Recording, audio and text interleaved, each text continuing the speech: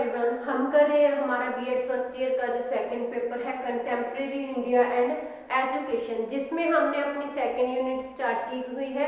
तो previous lecture में हमने अपना जो टॉपिक स्टार्ट किया हुआ है वो है role of education in fulfilling constitutional promises such as justice, equality, freedom and fraternity, कि हमारी एजुकेशन का क्या भूमिका है हमारे संविधान में वर्णित जो हमारे मूल्य हैं, जस्टिस, न्याय, इक्वालिटी, समानता, फ्रीडम, स्वतंत्रता और भाईचारा।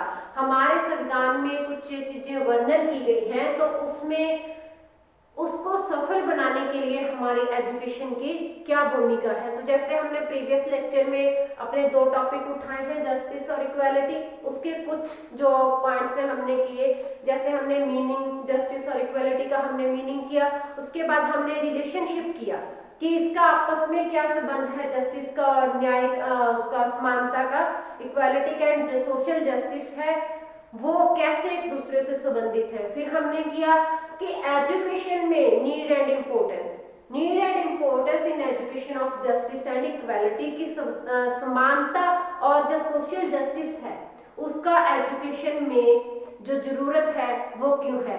तो ये चीजें हमने कर ली है। अब हम करेंगे रोल ऑफ एजुकेशन की क्या भूमिका है, जो आइडियल्स है कुछ इसको प्राप्त करने के लिए। Role of education to achieve justice and equality, constitution की जो प्रोमिसेस इसने बताई है जस्टिस एंड इक्वालिटी, हम एजुकेशन के थ्रू से कैसे प्राप्त कर सकते हैं। जो उन्हें प्राप्त करने के लिए जो एजुकेशन है, जो शिक्षा है, वो क्या कार्य करती है, तो हम बात करेंगे यहाँ पे हम रोल ऑफ एजुकेशन।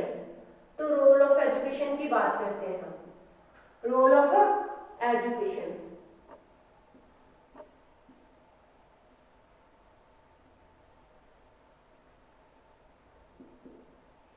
क्या क्या कार्य करती है एजुकेशन। हमने बात की थी कि एजुकेशन में सोशल जस्टिस और जो इक्वलिटी है उसका होना बहुत जरूरी है, ताकि हम जो हमारा कॉन्स्टिट्यूशन में जो प्रावधान दिए हैं वो प्राप्त कर सकें। जो कुछ शब्द हमने स्वीकारे हैं, धर्मनिरपेक्ष, प्रजातंत्र, तो ऐसी चीजें हैं वो हम सफल कर सकें। उन शब्दों को जिसको स्वीकारा गया है उसको पूर्ण रूप से सफलता प्राप्त कर सके, तो इसलिए हमें एजुकेशन की जरूरत है। अब कहते हैं कि वो एजुकेशन में हमें जस्टिस भी मिल गई और इक्वलिटी भी मिल गई। सभी जो बच्चे हैं वो एजुकेशन ले रहे हैं बिना किसी भेदभाव के। अगर वो एजुकेशन ले रहे हैं तो वो क्यों ले रहे हैं, तो रोल क्या है एजुकेशन का। सबसे पहले हम बात करेंगे लोगों के दृष्टिकोण को बदलने के लिए, to change the attitude of people.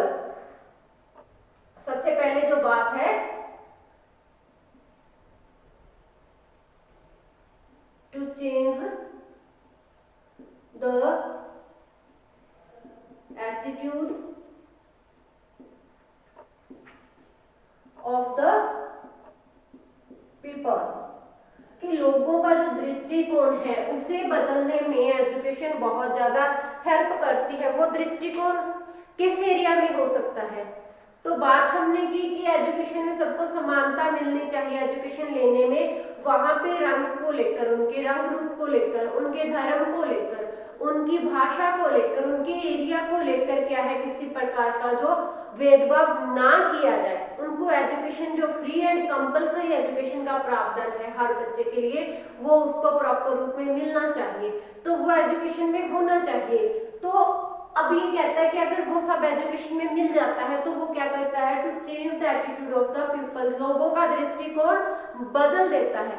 उस दृष्टिकोण को बदलने की हमने बात पीछे की है कि हमें भेदभाव नहीं करना चाहिए, अगर उन लोगों को शिक्षा दे देनी चाहिए। हम जिन लोगों को शिक्षा देते हैं तो शिक्षा के जरिए हम क्या करते हैं, उनका एटीट्यूड चेंज करते हैं। क्योंकि अगर आपने देखा होगा कि जितने भी पढ़े लिखे लोग होते हैं, पढ़े लिखे का मतलब ये नहीं कि अगर किसी ने +2 कर ली वो पढ़ लिख गया, जिसने ग्रेजुएशन कर ली उसको हम पढ़े लिखे में काउंट कर ले। वो पढ़ा लिखा कब होगा, जब उसको पता चल जाएगा कि धर्म के नाम पर लड़ाइयां करने से कुछ हासिल नहीं होगा, भाषा के नाम पर लड़ाइयां करने से कुछ हासिल नहीं होगा। वो पढ़ा लिखा 8th क्लास का इंसान भी हो सकता है और पढ़ा लिखा MA जो किसने मास्टर की है वो भी हो सकता है, लेकिन हम एक्चुअली में उसको पढ़ा लिखा तब मानेंगे भाई जब वो क्या होगा कि वो धर्म के नाम से ऊपर उठेगा। वो एक धर्म में जो कट्टरवादिता लोगों की है वो क्या कहते हैं कि हमारा धर्म बेस्ट है, हमारे देश में हमारे धर्म का बोलबाला होना चाहिए। दूसरे धर्मों के वो ना तो त्योहारों को अच्छा मानते हैं ना दूसरे धर्म के लोगों को अच्छा मानते हैं। अगर हम बात करते हैं कि कोई इंसान पढ़ लिख भी लिया लेकिन उसने अपने धर्म की कट्टरता नहीं छोड़ी, अपने भाषा की जो कट्टरवादिता है वो नहीं छोड़ी है, तो हम उसको कैसे कह सकते हैं कि इसको अच्छी एजुकेशन इसको मिली है, कि वो पर्सन है वो एक पढ़ा लिखा है। तो हम क्या है जो एजुकेशन की भूमिका क्या होनी चाहिए, एजुकेशन कैसे होनी चाहिए, एजुकेशन वो होनी चाहिए जो लोगों का एटीट्यूड चेंज करे regarding religion, regarding language, regarding caste, regarding sex. तो ये सब चीजें हैं जो जब एजुकेशन इन चीजों के रूप में पर्सन का लोगों का एटीट्यूड चेंज करेगी तो वो सही माने में शिक्षा होगी। तो जो शिक्षा का मेन रोल कहाँ रहता है, शिक्षा का मेन रोल कहाँ होना चाहिए to change the attitude of the people, लोगों का जो एटीट्यूड है वो चेंज करने में, ताकि हम जस्टिस एंड इक्वलिटी जो संविधान में लिखा है, समानता और न्याय जो शब्द लिखे गए हैं वो क्या है उसको पूर्ण रूप से हम सफल बना सके। देखने में तो ये शब्द बहुत छोटे हैं, जस्टिस और इक्वालिटी इतने इतने से शब्द है, लेकिन इसका जो मीनिंग है वो इतना सा नहीं है। इसका मीनिंग अपने आप में बहुत ज्यादा बड़ा है, न्याय और समानता का। अगर हम इसका मीनिंग जानने की कोशिश करने लगे तो हम इसका मीनिंग देखते देखते हमें बहुत सारी जो अन्य चीजें हैं उसकी जो बातें हैं वो मीनिंग है वो समझ में आएगा। इसलिए हम इसको सिर्फ शब्दों की बनावट पे नहीं जाना चाहिए कि जस्टिस और इक्वालिटी एक ही बात है कि शिक्षा सबको दे दो तो वो समानता है और अन्याय है, ठीक है। तो इसमें मतलब इसका अपने आप में ब्रॉड कंसेप्ट है टू, इसमें लोगों का हमने एटीट्यूड चेंज करना है, जो शोषण और जो भेदभाव की स्थिति है उसको खत्म किया जाए। हमने जो शब्द अपने संविधान में यूज किए हैं, समाजवादी है चाहे प्रजातंत्र है चाहे धर्मनिरपेक्ष है, तो वो क्या है उसके प्रति लोगों का जो दृष्टिकोण है वो सही होना चाहिए। लोगों का दृष्टिकोण जो है वो भेदभाव की नीतियों से ऊपर उठना चाहिए, वो शोषण की नीतियों से ऊपर उठना चाहिए, तभी सबको क्या वहां पे इक्वलिटी एंड जो जस्टिस है वो प्राप्त हो सकता है। तो लोगों के साथ जो उपेक्षापूर्ण व्यवहार होता है, जो वहां पे असमानता है, खासकर जो ऐसी कैटेगरी के जो एसटी जो बैकवर्ड क्लासेस के जो लोग हैं जिनका सामाजिक स्तर, आर्थिक स्तर और शैक्षिक स्तर पहले ही पिछड़ा हुआ है, तो अगर उन्हें जस्टिस और इक्वलिटी नहीं मिलती तो वो क्या है और पिछड़ते ही चले जाएंगे, वो कभी क्या है ऊपर उठेंगे नहीं। तो हमें ऊपर उठाने के लिए उनको एजुकेशन की हेल्प लेनी होगी। एजुकेशन के जरिए हमें लोगों का जो एटीट्यूड है, जो लोगों की सोच है, एक जो उनकी नैरो सोच है, हमें उसको ब्रॉड में चेंज करना होगा। तो लोगों को धर्म, जाति पाति, भेदभाव के जो मुद्दे हैं इसे ऊपर उठाने की बात है करनी होगी, ताकि हम अपने जो कॉन्स्टिट्यूशन जो प्रावधान दिए गए हैं हम उसको सफल बना सके। क्योंकि जब तक वो ग्राउंड लेवल पे अप्लाई नहीं होते तब तक वो सिर्फ क्या है एक कागज में लिखे तक सीमित है, उसका कोई मतलब नहीं होता कि वो फिर तो चाहे वो लिखे चाहे ना लिखे एक बराबर है। इसलिए हमें लोगों का एटीट्यूड चेंज करके जो हमने का पेपर में लिखा है उसको क्या है एक्चुअल रूप में अप्लाई करना है। तो उन्हें हम सब भारत के नागरिक हैं, यहाँ से हमारा जो संविधान है, जो संविधान की प्रस्तावना है वो शुरू होती है कि हम सब भारत के नागरिक हैं। हमने सबसे अगर पहली लाइन को कंप्लीट कर लिया, पहली लाइन को जो शब्द है उसको अचीव कर लिया, तो बाकी जो पीछे लिखे हुए हैं प्रजातंत्र, समाजवादी, धर्मनिरपेक्ष, गणतंत्र, तो वो क्या है भाईचारा, वो सारे के सारे क्या है अपने आप क्या अचीव होते जाएंगे। इसलिए हमें लोगों को एटीट्यूड को यहीं पर चेंज करना है कि मैं हिंदू हूँ, मैं मुसलमान हूँ, मैं सिख हूँ, ये सब चीजें नहीं है। हम जिस भी धर्म से हैं लेकिन हम हैं क्या भारत के नागरिक हैं। तो हमें लोगों का एटीट्यूड चेंज करने में एजुकेशन की जो भूमिका है वो बहुत ज्यादा रहती है। आगे हम कहते हैं अधिकारों के प्रति जागरूकता पैदा करनी, अवेयरनेस अबाउट जो राइट्स है। ठीक है, आगे क्या है, जागरूकता पैदा करनी है अधिकारों के बारे में, अवेयरनेस अबाउट राइट्स, जो चाहे फंडामेंटल राइट्स हैं, चाहे वो डायरेक्टिव प्रिंसिपल्स हैं, हमें उनके रिगार्डिंग जो अवेयरनेस है वो क्रिएट करनी है। To create the awareness about the rights, जो भी राइट्स हैं उनके, खास करके जो फंडामेंटल राइट्स हैं लोगों की, उनके एक जो रिगार्डिंग उनकी हमें जागरूकता उनमें लानी है कि यह भी आवश्यक है कि भारत के संविधान द्वारा अपने जो नागरिक हैं उन्हें बहुत सारे जो अधिकार दिए गए हैं। जैसे हम बात करें, अगर हम उदाहरण के लिए बात कर रहे हैं फंडामेंटल राइट्स की, कि जो 6 फंडामेंटल राइट्स हैं उन अधिकारों के प्रति लोगों को सचेत करना, लोगों को समानता और जो न्याय का अधिकार मिला हुआ है उसके रिगार्डिंग है वो लोगों को सचेत करती है। कौन सचेत करता है, वहां पे जो एजुकेशन है उसके जरिए हम लोगों को अवेयर कर सकते हैं कि आपके कौन कौन से राइट्स हैं, आपके क्या हक हैं। तो एजुकेशन अवेयरनेस क्रिएट करने में भी अपना योगदान है वो बहुत ज्यादा देती है। तो वे इस संदर्भ में सरकार द्वारा बनाए गए कानूनों की मांग कर सकते हैं। जैसे हम बात फिर वहीं पे आते हैं कि जो 20A जो हमारा अनुच्छेद है 21A, उसमें 6 से 14 साल तक के बच्चों के लिए स्पेशली कानून बना है कि 6 से 14 साल तक के जो बच्चे हैं उन्हें फ्री एंड कंपलसरी एजुकेशन मिलनी चाहिए। उसमें आप भेदभाव नहीं कर सकते, धर्म को लेकर, रंग रूप को लेकर, जाति को लेकर, उनके एरिया को लेकर। ठीक है, तो अगर कहीं पे भी इस तरीके का भेदभाव होता है तो एजुकेशन के थ्रू हम लोगों को अवेयर कर सकते हैं कि कोई भी पर्सन, कोई भी स्कूल, कोई भी टीचर 6 से 14 साल के बच्चे को रोक नहीं सकता एजुकेशन लेने के लिए, उसका पूर्ण हक है। अगर उसके साथ कहीं भी अन्याय होता है तो वो कोर्ट जा सकता है, वो इसको क्या चुनौती दे सकता है। अगर 6 से 14 साल के बच्चे के साथ कोई भी अमानवीय व्यवहार है, उसके पास कोई भी भेदभाव है, तो न्यायालय में इसके लिए चुनौती दी जा सकती है। इसलिए एजुकेशन क्या रोल करती है, लोगों को अवेयरनेस देती है उसके राइट्स के बारे में कि उसके कौन कौन से राइट्स है। तो जो कानून बनाए गए हैं, जो लॉ है हमारा, उसके रिगार्डिंग भी अवेयरनेस देती है कि अगर आपके साथ भेदभाव है तो आप कानून की मदद ले सकते हो। तो आगे हम बात करते हैं सरकारी जो नीतियां हैं उसके बारे में जानकारी देना। To tell them about government policies, जो गवर्नमेंट पॉलिसीज है उसके बारे में इन्फॉर्म करना।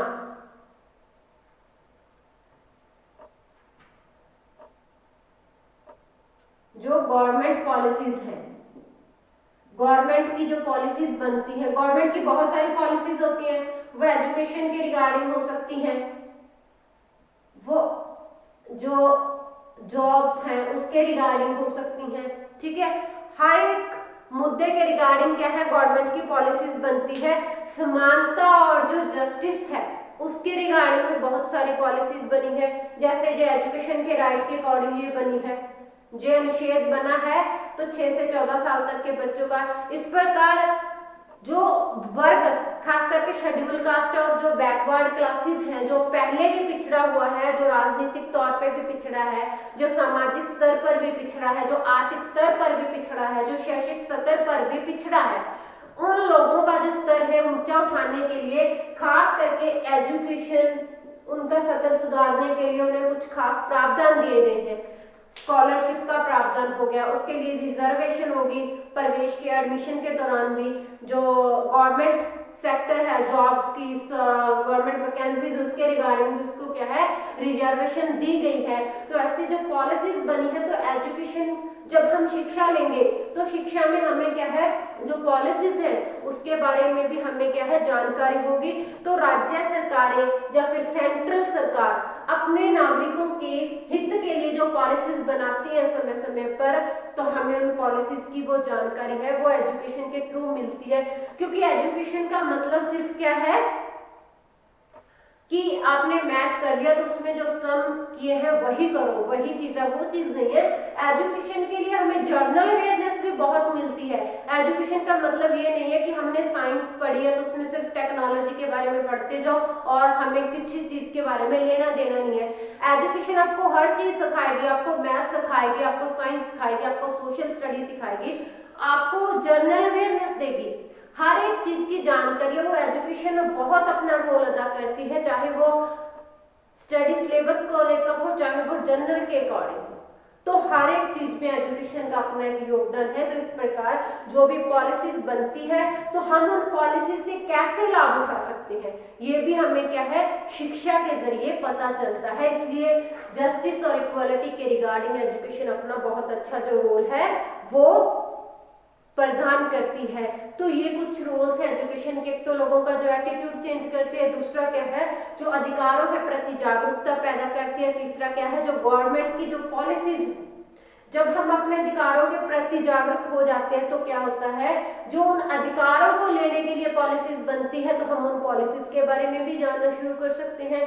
हमारे राइट्स को पाने के लिए, हमारे हित के लिए जो प्रावधान दिए हैं उनको किस पॉलिसीज के अंदर हम ले सकते हैं, तो उस चीज की जानकारी वो हम एजुकेशन के जरिए ले सकते हैं।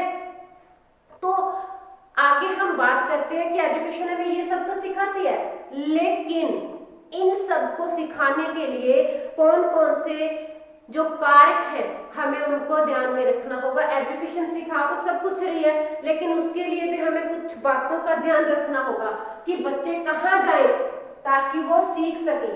अब एजुकेशन लेने वो स्कूल जा रहे हैं तो हमारे स्कूल, हमारे वो स्कूल्स हैं जो उसमें भी बहुत डिफरेंस है। प्राइवेट स्कूल हैं, पब्लिक स्कूल हैं, तो जो सेमी गवर्नमेंट स्कूल हैं वो चल रहे हैं। तो हमें हर एक बच्चे को इस पॉलिसी से अवगत कराने के लिए किन बातों पर ध्यान देना जरूरी है, कौन कौन से जो कार्य है तो वो हमें पूरे करने होंगे। सबसे पहले हम बात करते हैं ओपन कॉमन स्कूल। सबसे पहले हम बात करते हैं कॉमन स्कूल्स की, कि जो स्कूल है वो कॉमन स्कूल खोलने चाहिए, जो सामान्य स्कूल है। ठीक है, तो सामान्य स्कूल का जो प्रावधान है वो होना चाहिए। हम बात करेंगे कॉमन स्कूल्स की। कॉमन स्कूल कैसे हो सकते हैं? भारत में जो दोहरी शिक्षा प्रणाली है, दोहरी शिक्षा प्रणाली कैसे है? हमारे स्कूल में हमारे जो दो तरीके के स्कूल चल रहे हैं, इधर हम बात करते हैं गवर्नमेंट स्कूल्स की, इधर हम बात करेंगे प्राइवेट स्कूल्स की। तो ये क्या है, दोहरी शिक्षा प्रणाली कैसे है? दो टाइप के स्कूल हो गए, गवर्नमेंट स्कूल का एक प्राइवेट स्कूल हो गए। यहाँ पे क्या है, फ्री है एजुकेशन, यहाँ पे क्या है, पेड है एजुकेशन। यहाँ पे फ्री एंड कंपलसरी जो एजुकेशन है यहाँ पे फ्री प्रोवाइड करवाई जाती है, लेकिन यहाँ पे कोई फ्री एजुकेशन नहीं है। यहाँ पे अगर आप बच्चे को फर्स्ट क्लास में, नर्सरी क्लास में भी भेजते हो तो भी क्या है, वहां पे उसे पेमेंट ली जाती है, बच्चे को पेमेंट करनी पड़ती है। लेकिन डिफरेंस और है, यहाँ पे क्या है, शिक्षा का जो स्तर है वो इतना अच्छा नहीं है। उनको या तो फिर टीचर ही अवेलेबल नहीं है, वहां पे टीचर कम है, या फिर जो टीचर है वो ध्यान नहीं दे रहे क्योंकि उनकी जो सैलरी है वो कहां से आ रही है, गवर्नमेंट से आ रही है।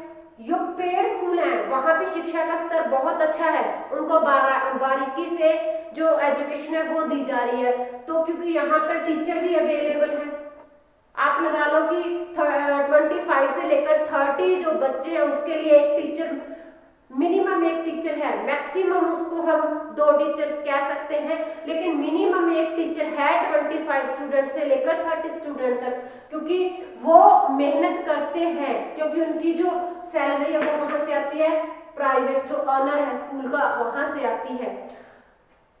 यहाँ पे शिक्षा का स्तर अच्छा नहीं है, लेकिन यहाँ पे क्या है, सैलरी है वो बहुत ज्यादा है। सैलरी ज्यादा, बहुत ज्यादा नहीं कह सकते हम, लेकिन सैलरी फिर भी कंपैरिजन किसके, प्राइवेट जो स्कूल के टीचर हैं बहुत मेहनत करते हैं, बहुत हम उसको कह सकते हैं कि उसको ट्रेन भी किया किया जाता है, लेकिन उनकी सैलरी आती है ऑनर से तो उनकी सैलरी भी कम है। यहाँ पे शिक्षा का स्तर अच्छा नहीं है, लेकिन टीचर की सैलरी आती है गवर्नमेंट से तो उनकी सैलरी का बहुत ज्यादा डिफरेंस है। अगर यहाँ पे फर्स्ट क्लास वाला पर्सन 30,000 ले रहा है, 35,000 ले रहा है, यहाँ पे क्या है मिनिमम मैक्सिमम उसकी शुरुआत कहाँ से होगी, 6,000 7,000 से, इतने से उसकी शुरुआत हो जाती है। कई स्कूलों में तो ये है 3-4 हजार से स्टार्ट होती है। तो इसलिए यहाँ पे क्या है, हमारे दोहरी जो शिक्षा है प्रणाली है वो है। तो हमें इस बात पर ध्यान देना होगा कि हमें जो सामान्य विद्यालय खोलने होंगे, हमें कॉमन स्कूल का जो प्रावधान है वो करना होगा। तो हमें यहाँ गवर्नमेंट स्कूल की जो शिक्षा का स्तर है उसे हमें सुधारना होगा, ताकि हर एक बच्चा एजुकेशन ले सके। यहाँ पे क्या है, मोस्टली क्या है, एससी कैटेगरी या बैकवर्ड क्लासेस के बच्चे आते हैं। अगर हम प्राइमरी एजुकेशन की बात करें, यहाँ पे मोस्टली क्या आते हैं, हाई वर्ग के, जो हाई क्लासेस के लोग हैं, तो वहां पे आते हैं जिनके पास इतनी कैपेसिटी है, इतना बजट है उनका कि वो पेड कर सके एजुकेशन के लिए। तो हमें सबसे ज्यादा जरूरत क्या है, यहाँ पे हमें जो शिक्षा का स्तर है, जो एजुकेशन का लेवल है, वहां पे क्या है, हमें सबसे ज्यादा जरूरत है to improve the education. Education यहाँ पे इम्प्रूव करने की जरूरत है, एजुकेशन के स्तर को, एजुकेशन के लेवल को। अगर हम यहाँ पे एजुकेशन के लेवल को इम्प्रूव कर देंगे तो हमारी जो कॉमन स्कूल की बात है, हम काफी हद तक उसमें सक्सेस हो सकते हैं, ताकि वहां पे जो इक्वलिटी और जस्टिस है वो एक्चुअल में दिला पाए। यहाँ पे क्या है, इक्वलिटी और जस्टिस की बात यहाँ पे आकर क्या है, खतरे में पड़ जाती है, क्योंकि जिनके पास बजट है, अपना पैसे हैं, वो अच्छी शिक्षा है वो ले जाते हैं, लेकिन जो गरीब हैं उनके पास फिर वो क्या है, उनमें से आप लगा लो कि 10 में से एक बच्चा ऐसा होता है जो आगे तक पहुंचता है। मैक्सिमम आप 2 बच्चे लगा लो, जो 8 बच्चे हैं वो वहीं पे रह जाते हैं। तो इसमें क्या है, इसमें मैक्सिमम बच्चे आगे तक जाते हैं, बहुत कम बच्चे होते हैं, माइनर आप बोल सकते हो कि पीछे रह जाते हैं, लेकिन ये बच्चे कहीं ना कहीं अपनी जो रोजी रोटी का वो जुगाड़ कर ही जाते हैं। इसलिए हमें क्या है, दोहरी शिक्षा प्रणाली को सुधार कर क्या है, कॉमन स्कूल की स्थापना करनी होगी, ताकि शिक्षा स्तर जो अच्छा हो और जो उसकी बात करते हैं हम सस्ती हो। शिक्षा का अगर हम फाइनेंशियली बात करें तो सस्ती और उसका स्तर है वो अच्छा हो। यहाँ पर सभी वर्गों के लोग, सभी धर्मों के बच्चे हैं वो बिना किसी हेजिटेशन के, बिना किसी बात के एक अच्छी शिक्षा ले सकते हो। आगे हम बात करेंगे शिक्षा जो उद्देश्य है, शैक्षिक उद्देश्य है, उसमें समानता है, न्याय है, जो उसके अनुरूप हो। वो अनुरूप कैसे हो सकती है कि हमें बच्चों को ऐसी शिक्षा देनी चाहिए जिसमें हम उन्हें इक्वालिटी और जो सोशल जस्टिस है उसकी बात करें, उसके बारे में हम उसको सिखाएं, उसके जो मूल्य हैं, हमारे संविधान में जो संविधान की प्रस्तावना में हम भारत के नागरिक हैं, प्रजातंत्र, गणतंत्र, धर्मनिरपेक्ष और जो समाजवादी शब्द यूज किए हैं, हम जो उद्देश्य है उसका पूरे करने वाली वो एजुकेशन है वो होनी चाहिए। आगे हम बात करेंगे समानता, सामाजिक न्याय तथा पाठ्यक्रम, equality, social justice and curriculum. तो उसमें क्या हो सकता है कि विद्यालय में पढ़ाई जाने वाली जो सामग्री है उसको, उसमें ऐसे विषयों को स्थान दिया जाना चाहिए जो इन लक्ष्यों को प्राप्त कर सके। किन लक्ष्यों को, जो सोशल जस्टिस, इक्वालिटी को प्राप्त कर सके, ऐसे जो पाठ्यक्रम है उसको लागू करना चाहिए।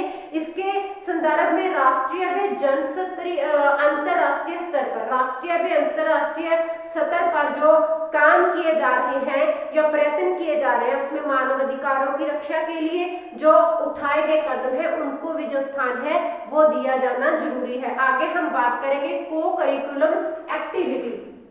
आगे हम बात करेंगे को करिकुलम एक्टिविटी। को करिकुलम एक्टिविटी में भी क्या है, हमें बच्चों को इसी बात के बारे में सिखाना चाहिए। समानता व सामाजिक न्याय से, जैसे हम एक्स्ट्रा स्टडी से एक्टिविटी करते हैं, उसमें क्या है, जो महिला आरक्षण, विधेयक, दलितों के लिए आरक्षण आदि विषयों पर जो हम भाषण प्रतियोगिता करवा सकते हैं, हम उसके लिए वाद विवाद करवा सकते हैं, निबंध लेखन करवा सकते हैं। इसलिए हमें जो पॉलिसीज हैं या फिर जो देश के एक नारा बना हुआ है, बेटी बचाओ बेटी पढ़ाओ, महिला के लिए जो कानून बने हैं, जो एससी कैटेगरी के लिए जो कानून बने हैं, इस प्रकार बहुत सारे जो कानून बने हैं उसके लिए हम वाद विवाद प्रतियोगिता करवा सकते हैं कि ये कानून सही है या गलत है, उसके लिए लेखन करवा सकते हैं, क्लास बना सकते हैं, पोस्टर मेकिंग कर सकते हैं। तो ये करिकुलम एक्टिविटीज ही करनी चाहिए ताकि हम एजुकेशन में इन बातों को जगह दे सके। आगे हम बात करते हैं रोल ऑफ टीचर। जो रोल ऑफ टीचर है वो भी बहुत ज्यादा इम्पोर्टेंट है। टीचर अपने जो बेसिस पे लोग बच्चों को इसकी जानकारी दे सकते हैं। या फिर हम बात करते हैं टीचिंग मेथड की। जो टीचिंग मेथड्स हैं उसमें भी हम जो एक भूमिका है एजुकेशन में सोशल जस्टिस एंड इक्वालिटी को लाने की, उसकी हम भरपाई कर सकते हैं। तो अध्यापक है जो उसका जो व्यवहार है वो हर बच्चे के तरफ निष्पक्ष होना चाहिए। वहाँ हर बच्चे को स्कूल में व्यवहार से भी न्याय और जो समानता है वो मिलनी चाहिए, क्योंकि अगर हम व्यवहार से किसी पर्सन को न्याय नहीं दे रहे, समानता नहीं दे रहे, तो उसको एजुकेशन में स्कूल में एडमिशन का कोई फर्क नहीं पड़ता उसको एडमिशन है या नहीं, क्योंकि उसके साथ अन्याय तो हो ही रहा है। तो इसलिए अध्यापक का भी बहुत बड़ा रोल है, वो खुद भी ऐसा व्यवहार करे सभी लोगों के साथ जो पक्षपात जो है बच्चों के साथ किसी प्रकार का ना हो, अन्यायपूर्ण ना हो, न्यायपूर्ण व्यवहार हो।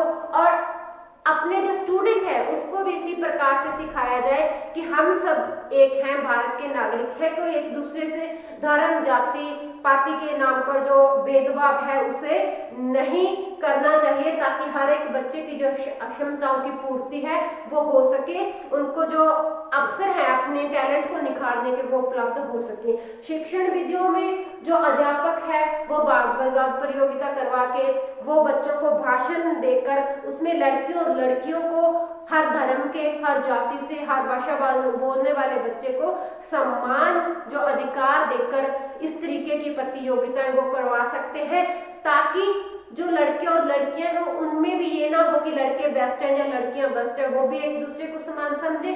सभी धर्मों के जो बच्चे हैं वो भी मिलजुल कर क्लास में बैठे और पढ़े, इस प्रकार की प्रतियोगिताओं में भाग लें, हर भाषा, हर जाति से, हर धर्म से, ताकि हम अपना इक्वालिटी और जो जस्टिस का सपना है, सोशल जस्टिस का, वो सक्सेस कर सके। हम सिर्फ लिखने मात्र तक ये चीजें हैं वो सीमित न रह जाए, एक्चुअल में हम उन चीजों को जो आधार है, जो उसकी जो बेस है उसका, उसी से उसको ऊपर उठाएं। अगर उसका हम आधार मजबूत करते हैं, अगर हम छोटी क्लास के खास करके प्राइमरी एजुकेशन से हम ये भेदभाव वाली स्थितियों को दूर करना स्टार्ट करते हैं, तो वो क्या है, आगे हायर जो स्टडी है, तो आगे जो सोसाइटी में है जो लोग रहते हैं, स्कूल के बाहर भी तो उन्हें आपस में मिलना जुलना होता है, तो वहां पे भी क्या है, जस्टिस और जो इक्वालिटी है उसकी जो भावना है वो बनी रहे, ताकि जैसा हम छोटे बच्चे को सिखाएं वैसा ही वो क्या है बड़े होकर भी वैसा बिहेव करे, क्योंकि आज के बच्चे कल के नागरिक हैं। तो अगर हम सब भारत के नागरिक हैं तो हम सबका फर्ज बनता है कि हम घर में भी, पेरेंट्स का भी ये फर्ज बनता है कि बच्चों को ऐसी शिक्षा दें जो भेदभाव तरीके से परे हो, शोषण वाली बातों से परे हो, ताकि आपका आज का जो छोटा बच्चा है कल को जो नागरिक बनेगा उसकी शिक्षा इसी प्रकार से हो, तो समाज में सोशल जस्टिस और जो इक्वलिटी का स्थान है वो अच्छे से बना रहे। तो ये हमारा जो टॉपिक था सोशल जस्टिस एंड इक्वलिटी का, वो हमारा कंप्लीट हो चुका है। हमारा जो आगे फ्रीडम एंड फ्रेटर्निटी का जो टॉपिक रह गया हम वो नेक्स्ट लेक्चर में कंप्लीट करेंगे। तो आज के लेक्चर के लिए हमारा इतना ही। Thank you student.